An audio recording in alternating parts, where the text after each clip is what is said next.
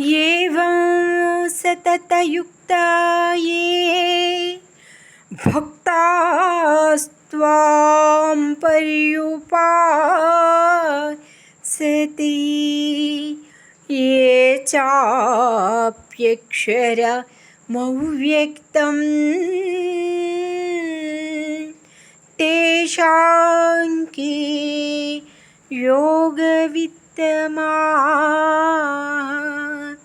तेषां के యోగవిత్తమా.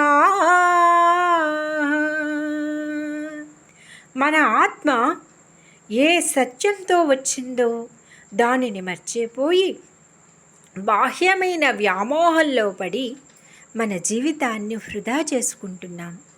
సంసారంలోనే ఉండి అన్ని ధర్మాల్ని అనుష్ఠిస్తూ పుణ్యకార్యాలు ధర్మకార్యాలు చేస్తూ మన జీవితాన్ని పరమాత్మలో లీనం చేసే లక్ష్యంలో ఎప్పుడూ అధిగమిస్తూ ఆ పుణ్యాన్ని భగవంతుల్లో లీనం చేయటానికి పుణ్యాన్ని ధర్మాన్ని సంపాదించుకుంటూ నిత్య భగవన్నామస్మరణ చేద్దాం.